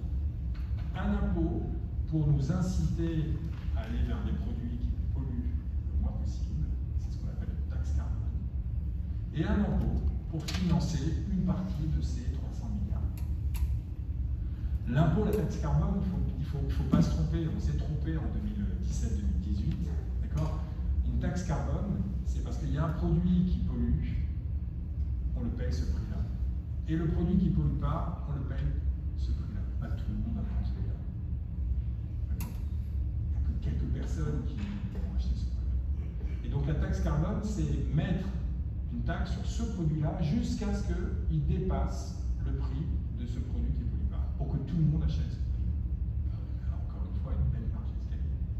Et la marge d'escalier sur les prix va être gigantesque. Oui, mais c'est moins grave que l'épisode qu'on vient de voir. Pourquoi? Parce que la marge d'escalier était liée au prix qu'on importait d'Arabie Saoudite, de Norvège, etc. Donc on payait un peu plus cher ces fournisseurs. Là, la marge d'escalier va être liée à un impôt que nous, l'administration française, va récolter. Et donc peut redistribuer sans que ça coûte les finances publiques. Et donc l'idée d'une taxe carbone, c'est pas réduire les déficits, c'est pas financer une politique économique, c'est redistribuer, d'accord, aux personnes qui ne peuvent pas se payer ce prix-là, d'accord, parce que pour X raisons, parce qu'il n'y a pas de biens publics à côté, parce qu'ils n'ont pas le choix, parce qu'ils n'ont pas les moyens.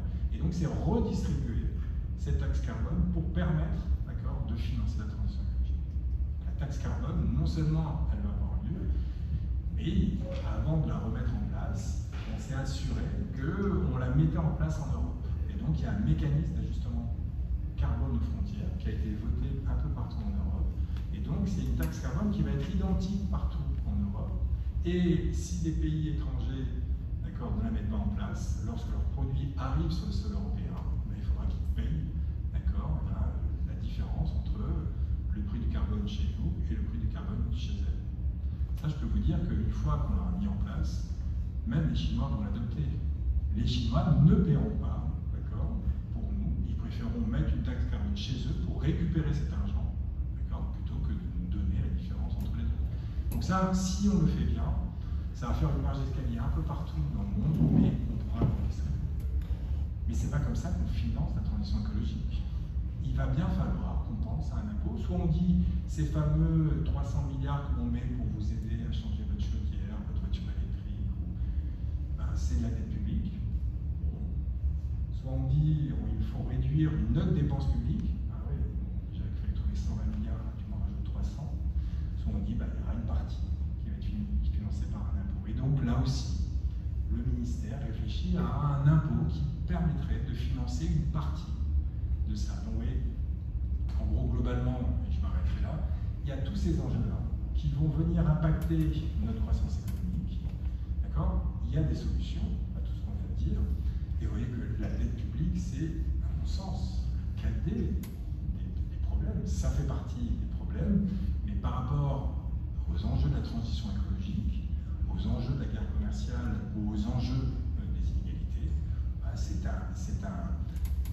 un problème qui, à mon sens, arrive en 4e position sur ces 4 enjeux.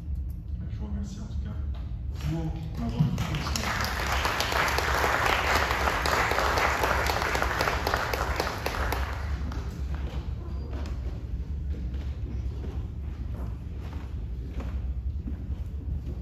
Merci, cher Eric. Donc, le temps est venu des questions. Donc, le micro va circuler dans la salle. N'hésitez pas à lever la main pour ceux qui souhaitent poser des questions. C'est le moment de l'échange avec notre invité. La parole circule. Question ici.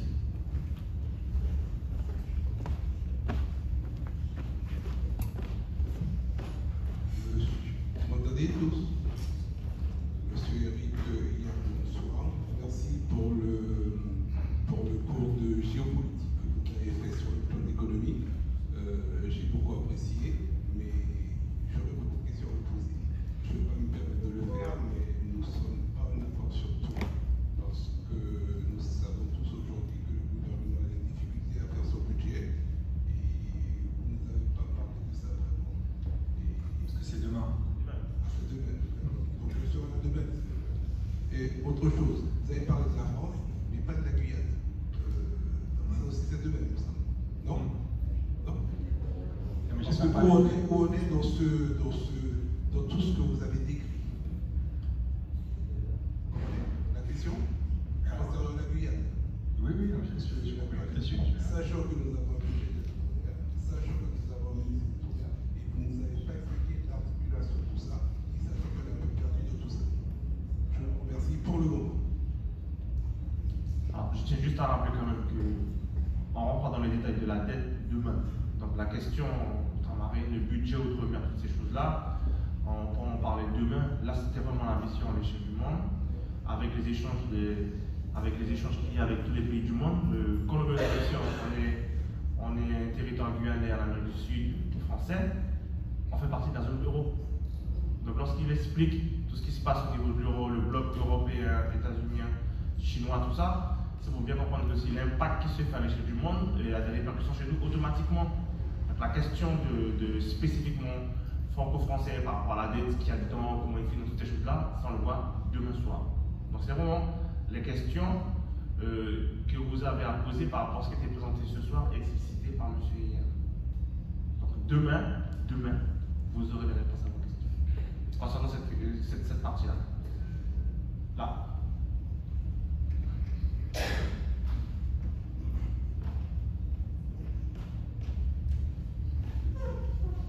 Oui, bonsoir. Merci pour l'exposé. Pour reprendre la petite discussion que vous avez eue à l'instant, franchement, j'aurais préféré qu'on commence par la dette et qu'on finisse par l'économie globale, mais bon, ça c'est un point de vue. Deux questions. La première, je vais la reposer demain, je reviendrai demain. C'est l'importance de la dette semble très relative à vos yeux par rapport à d'autres défis qui nous attendent. Donc je réserve ma question pour demain, que je posais aujourd'hui. Donc qu'est-ce qu'on fait de la dette? On est en train de nous casser la tête avec ça pour ne pas parler des vraies stratégies de développement, parce qu'il n'y en a pas une, il y en a plusieurs, et ça me permet de revenir à votre exposé d'aujourd'hui. Ce que je voudrais vous demander, bon, on est en zone euro, ok? On est français, on est en France, on est en zone euro. Bon, on est en Amérique latine, par ailleurs.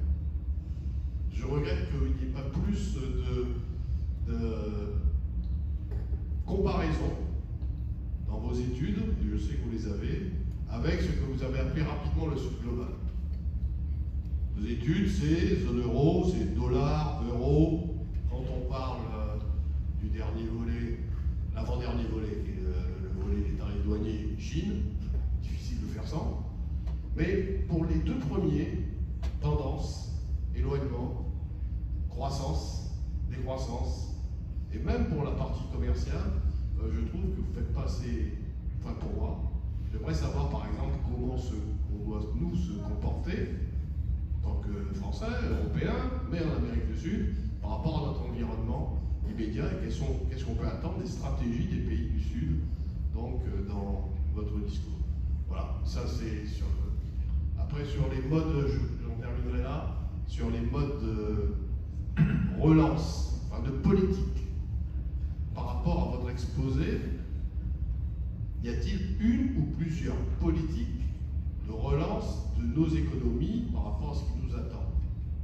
Une, notamment, avec en tenant compte du déficit de la dette ou autre, et une autre en tenant compte, éventuellement, sans tenir compte de ce déficit et de cette dette, mais en tenant compte de la nécessité, pour la partie notamment sociale dont vous avez parlé, de croissance et de redistribution pour tous. Ok, il y a beaucoup de questions, je vais essayer d'y répondre. Pourquoi me semble-t-il, je préfère la façon de faire plutôt que votre proposition de commencer par la dette, c'est qu'on ne peut pas comprendre la dette tout de suite et dire tiens on fera une relance si on n'a pas regardé aujourd'hui les problèmes de est-ce que c'est des problèmes de demande, est-ce que c'est des problèmes d'offres, où on en est de l'inflation par rapport aux autres. Tiens, et typiquement, si j'avais pas fait le petit point sur la guerre commerciale, on pourrait dire on doit être une zone compétitive. Et donc aujourd'hui, trop d'impôts, ça ne nous permet pas d'être compétitif. On est la zone la plus compétitive du monde. On a, et l'indicateur, c'est les excédents commerciaux qui sont gigantesques. obligé de commencer par cela pour dire elle est quelle la bonne stratégie. La bonne stratégie, c'est pas de devenir plus compétitif. On l'est déjà trop. C'est curieux de se dire ça, mais on est en train de déséquilibrer le monde. D'accord. Et donc, qu'est-ce que ça veut dire? C'est-à-dire que nous, ce que l'on veut faire, c'est avoir des excédents commerciaux. D'accord. C'est ça notre objectif. C'est pas un objectif à moyen terme. Ça peut être un objectif d'1 an, 2 ans. L'objectif d'être compétitif, ça doit simplement se dire je veux être compétitif pour redistribuer du pouvoir d'achat. C'est tout. Mais pas, du coup, pas avoir des excédents commerciaux. C'est uniquement j'ai gagné une part de marché, je le redistribue soit à mes salariés, soit à mes citoyens. Je suis obligé de le redistribuer. Et donc penser qu'on va avoir la croissance uniquement par des échanges commerciaux excédentaires, c'est déséquilibrant. Alors je sais que c'est compliqué à entendre. Elle n'est pas spécialement en excédent, et il me semble que c'est pour ça qu'il va commencer par ça. Et quand vous voyez cela, vous dites bon, ok, on est à l'équilibre. Et quand on est américain ou britannique, on se dit mais de quoi tu parles? Et on est en euros. C'est-à-dire que notre monnaie, alors c'est sûr que quand vous êtes ici, d'accord, si l'euro devait s'apprécier, ça va juste faire une translation, donc nous on va payer un déficit. Les Allemands et les Néerlandais vont devenir un peu moins excédentaires, et on va rééquilibrer comme ça. Mais vous voyez, c'était ce qui se passait là. On était à l'équilibre, pourquoi? Parce que les Allemands étaient excédentaires et les